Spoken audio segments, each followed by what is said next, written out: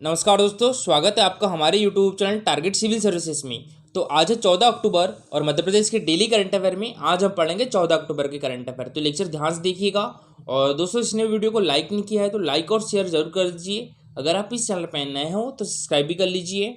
चलिए दोस्तों, सबसे पहले हम डेज का रिवीजन कर लेते हैं। तो 1 अक्टूबर को हमने मनाया था विश्व शाकाहारी दिवस, 2 अक्टूबर को मनाया था विश्व अहिंसा दिवस, 4 अक्टूबर को मनाया था विश्व पशु कल्याण दिवस और 5 अक्टूबर को विश्व शिक्षक दिवस।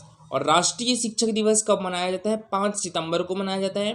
8 अक्टूबर को वायुसेना दिवस मनाया जाता है और 4 दिसंबर को नौसेना दिवस मनाया जाता है। और थल सेना दिवस कब मनाया जाता है? 15 जनवरी को। ठीक है, तो याद रखिएगा 8 अक्टूबर को वायुसेना दिवस, उसके बाद 4 दिसंबर को नौसेना दिवस और 15 जनवरी को थल सेना दिवस। ठीक है, और देखिए 8 सितंबर को क्या मनाया जाता है? तो विश्व साक्षरता दिवस मनाया जाता है।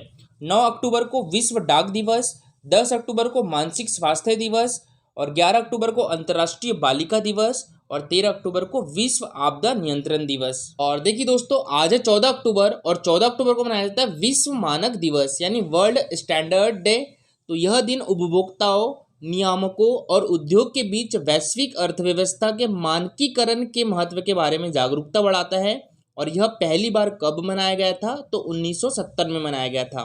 विश्व मानक दिवस पूरे विश्व में विशेषज्ञों और वैज्ञानिकों के योगदान को मनाता है, जिसमें मानक विकास संगठन सहित स्वैच्छिक मानकों को विकसित करने वाले अंतर्राष्ट्रीय मानक संगठन यानी ISO, अंतर्राष्ट्रीय इलेक्ट्रिकल कमीशन यानी IES, American society of mechanical engineers यानी ASME, international telecommunication union, institute of electrical and electronics engineer और इंटरनेट इंजीनियरिंग टास्क फोर्स शामिल है। और दोस्तों, विश्व मानक दिवस की 2020 की थीम क्या थी? तो ये थी protecting the planet with standards. ठीक है, 2020 की थीम क्या थी? Protecting the planet with standard. और इस वर्ष यानी 2021 की थीम क्या है? तो standard for sustainable development goals, a shared vision for a better future. इस वर्ष की थीम क्या है? Standard for sustainable development goals, a shared vision for a better future. और दोस्तों यहाँ बात करें हम इंटरनेशनल ऑर्गेनाइजेशन ऑफ स्टैंडर्डाइजेशन यानी IOS का मुख्यालय कहाँ पर है? ये जेनेवा स्विट्जरलैंड में है। और IOS International Organization of Standardization की स्थापना कब हुई थी? 23 फरवरी 1947 को। कहाँ पर हुई थी? लंदन, यूनाइटेड किंगडम, UK में हुई थी। इंटरनेशनल ऑर्गेनाइजेशन ऑफ स्टैंडर्डाइजेशन के अभी चेयरमैन कौन है? यह है एडी नोजोरोगो। और देखिए दोस्तों, ये है हमारा Telegram channel Target Civil Services. तो इस पर डेली 20 क्वेश्चन का क्विज होता है, जिसमें 10 क्वेश्चन तो रहते हैं वो मध्य प्रदेश GK से रहते हैं, 5 question Madhya Pradesh daily current affair से रहते हैं और 5 क्वेश्चन नेशनल करंट अफेयर से रहते हैं। तो दोस्तों इस टाइप से इसका रिजल्ट निकलता है। और कल जो हमारा क्विज हुआ था 76वां, ठीक है, तो इसमें जो फर्स्ट रैंक आई है वो किसकी आई है? हेमंत की आई है। सेकेंड रैंक सलमान की आई है और थर्ड रैंक रूही की आई है। तो दोस्तों आप भी इस क्विज में पार्टिसिपेट कर सकते हो। टेलीग्राम चैनल के लिंक आपको हमारे वीडियो के डिस्क्रिप्शन बॉक्स में मिल जाएगी। चलिए दोस्तों, सबसे पहले हमने जो कल करंट अफेयर पढ़े थे उसका रिवीजन कर लेते हैं, उसके बाद स्टार्ट करेंगे हम आज के करंट अफेयर। तो कल के करंट अफेयर में पहला क्वेश्चन था हमारा, राज्य शासन ने आत्मनिर्भर मध्य प्रदेश 2023 के संकल्प के अनुरूप किसकी अध्यक्षता में पर्यावरण परिषद का गठन किया है? तो ये हमारे पर्यावरण मंत्री श्री हरदीप सिंह डंग की अध्यक्षता में। तो इसका आंसर क्या हो गया था? Option number C। और यह श्री हरदीप सिंह डंग ये हमारे मध्य प्रदेश के नवीन एवं नवकरणीकरण ऊर्जा मंत्री भी है और पर्यावरण मंत्री भी है। शिवराज सिंह चौहान हमारे मध्य प्रदेश के मुख्यमंत्री हो गए। इकबाल सिंह बैस मध्य प्रदेश के मुख्य सचिव हैं और श्री कमल पटेल हमारे मध्य प्रदेश के किसान कल्याण एवं कृषि विभाग के मंत्री हैं। क्वेश्चन था हमारा, नगर निगम भोपाल ने अपशिष्ट प्रबंधन एवं निष्पादन के लिए किसके साथ एक MOU साइन किया है? तो ये NTPC और भोपाल RNG प्राइवेट लिमिटेड दोनों के साथ। तो दोस्तों इसका आंसर क्या हो गया था? ऑप्शन नंबर C, A और B दोनों। दोस्तों सबसे पहले हम यहाँ पर NTPC की बात करें तो NTPC की फुल फॉर्म क्या होती है? National thermal power corporation. ठीक है, और इसकी स्थापना कब हुई थी? 1975 में हुई थी और ये एक गवर्नमेंट कंपनी है। इसका हेडक्वार्टर न्यू दिल्ली में है और इसके अभी चेयरमैन कौन है? तो यह गुरदीप सिंह है। और देखिए दोस्तों, नगर निगम भोपाल और NTPC तथा RNG प्राइवेट लिमिटेड के मध्य 200 टन प्रतिदिन गीले कचरे से बायो CNG प्लांट एवं 400 टन प्रतिदिन सूखे कचरे से टारिफाइड चारकोल प्लांट की स्थापना के लिए एमओयू हुआ है। नेक्स्ट क्वेश्चन था हमारा, किस शहर के पर्वतारोही रत्नेश पांडे ने हरियाणा सरकार द्वारा आयोजित माउंट यूनान के पर्वतारोहण अभियान के तहत दिव्यांगों को हिमालय के शिखर पर चढ़ाया है? तो रत्नेश पांडे किस शहर के हैं? ये सतना डिस्ट्रिक्ट की है। तो दोस्तों इसका आंसर क्या होगा था? ऑप्शन नंबर ए। नेक्स्ट क्वेश्चन था हमारा, मध्य प्रदेश सड़क विकास निगम द्वारा किस बैंक की सहायता से राजमार्गों का उन्नयन किया जाएगा? तो ये एशियन डेवलपमेंट बैंक की सहायता से। तो दोस्तों इसका आंसर क्या हो गया था? ऑप्शन नंबर ए, एशियन डेवलपमेंट बैंक। बात करें एशियन डेवलपमेंट बैंक की, तो इसकी स्थापना कब हुई थी? 19 दिसंबर 1966 को हुई थी। इसका मुख्यालय कहाँ पर है? मनीला फिलीपींस में है। और इसके अभी अध्यक्ष कौन है? मात्सुगु आसाकावा है। अब बात करें हम वर्ल्ड बैंक की, तो वर्ल्ड बैंक की स्थापना कब हुई थी? जुलाई 1944 में हुई थी। विश्व बैंक के अभी अध्यक्ष कौन है? डेविड मालपास है। और विश्व बैंक का मुख्यालय कहाँ पर है?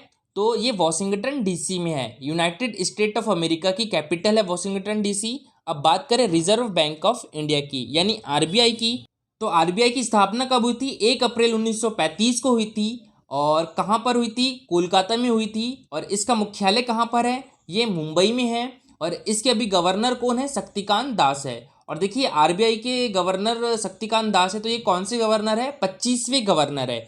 अब बात करें हम यहाँ पर एसबीआई की यानी स्टेट बैंक ऑफ इंडिया की, तो स्टेट बैंक ऑफ इंडिया के अध्यक्ष कौन है? दिनेश कुमार खारा है। इसका मुख्यालय भी मुंबई में है। इसकी स्थापना हुई थी 1 जुलाई 1955 को हुई थी। चलिए दोस्तों अब स्टार्ट करते हैं हम आज के करंट अफेयर। तो आज के करंट अफेयर में पहला क्वेश्चन है हमारा, भारत सरकार के उपक्रम मिनरल एक्सप्लोरेशन कॉर्पोरेशन लिमिटेड यानी MECL और मध्य प्रदेश राज्य खनिज निगम लिमिटेड के मध्य एक MOU साइन किया गया है। तो मध्य प्रदेश राज्य खनिज निगम लिमिटेड की स्थापना कब हुई थी? तो ये हुई थी 1962 में।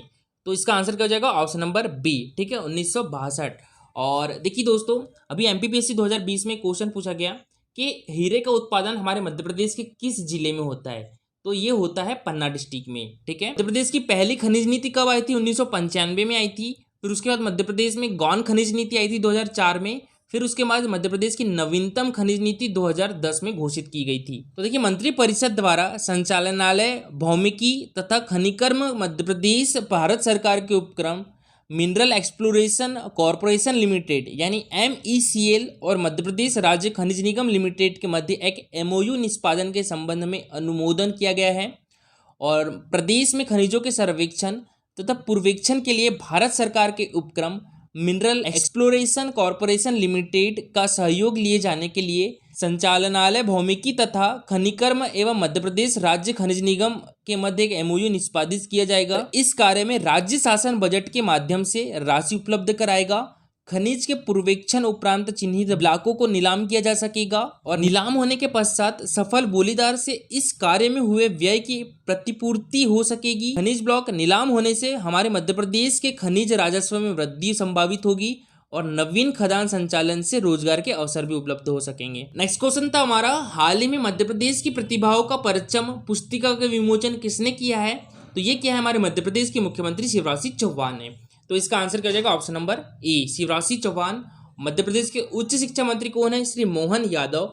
मध्य प्रदेश के जो स्कूल शिक्षा मंत्री है वो कौन है? श्री इंदर सिंह परमार। और मध्य प्रदेश के चिकित्सा शिक्षा मंत्री कौन है? तो ये है विश्वास सारंग, ठीक है। तो देखिए मुख्यमंत्री शिवराज सिंह चौहान ने जनसंपर्क विभाग द्वारा प्रकाशित पुस्तिका मध्य प्रदेश की प्रतिभाओं का परचम का विमोचन किया है और पुस्तिका के डिजिटल संस्करण का भी विमोचन किया गया है। और इस पुस्तिका में यूपीएससी में चयनित विद्यार्थियों का सचित्र परिचय और प्राप्त सफलता का वर्णन शामिल है। और देखिए 13 अक्टूबर को हमारे मध्य प्रदेश के मुख्यमंत्री शिवराज सिंह चौहान ने जितने भी यूपीएससी 2020 में चयनित छात्रों को सम्मानित भी किया गया है। और दोस्तों बात करें हम यहाँ पर यूपीएससी की, तो देखिए इसकी फुल फॉर्म क्या होती है? Union public service commission. इसके भी अध्यक्ष कौन है? प्रदीप कुमार जोशी है। इसकी स्थापना 1 अक्टूबर 1926 को हुई थी और इसका मुख्यालय कहाँ पर है? तो ये न्यू दिल्ली में है।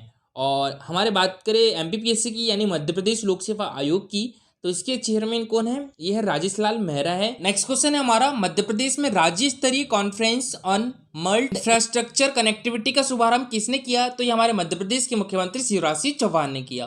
तो इसका आंसर क्या हो जाएगा? ऑप्शन नंबर ए, कमल पटेल हमारे मध्य प्रदेश के किसान कल्याण एवं कृषि मंत्री है। विजय शाह हमारे मध्य प्रदेश के वन मंत्री है।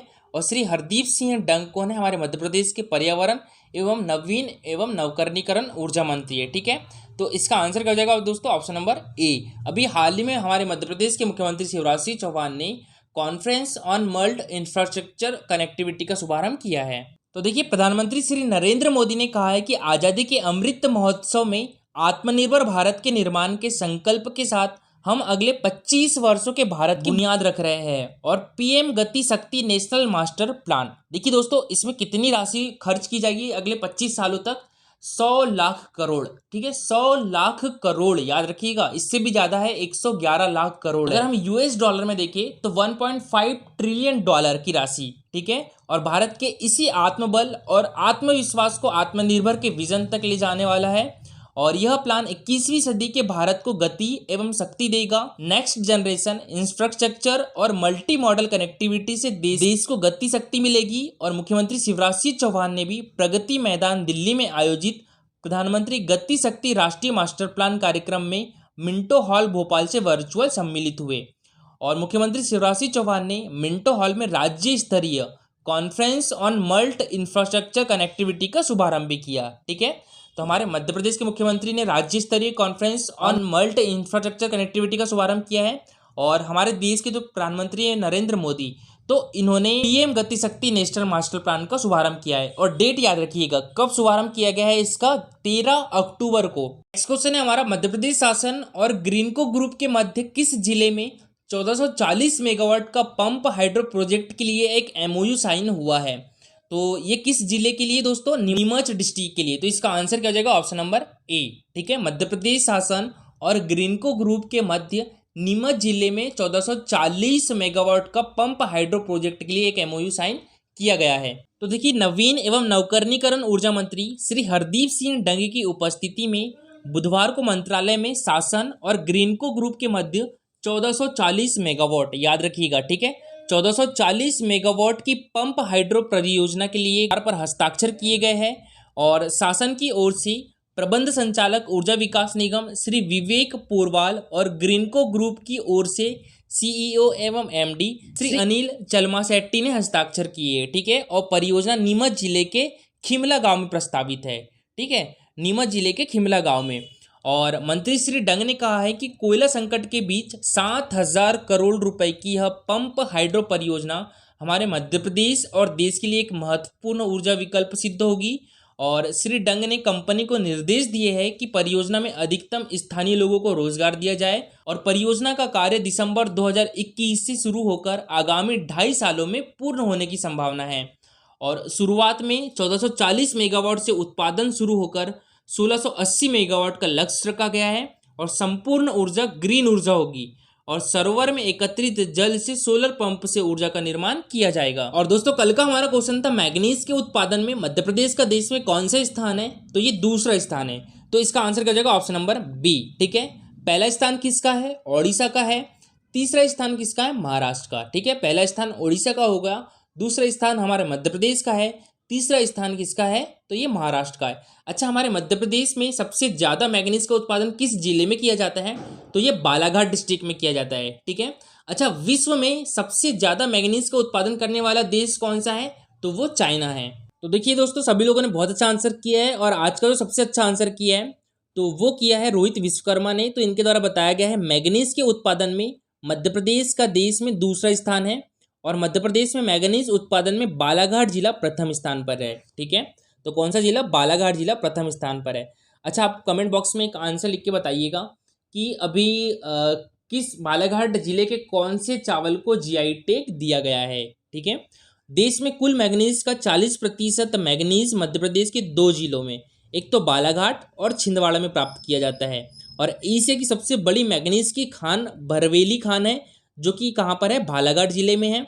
और मध्य प्रदेश में उत्पादित होने वाले इस मैग्नीज का निर्यात यूएसए, जर्मनी, ब्रिटेन, रूस में किया जाता है।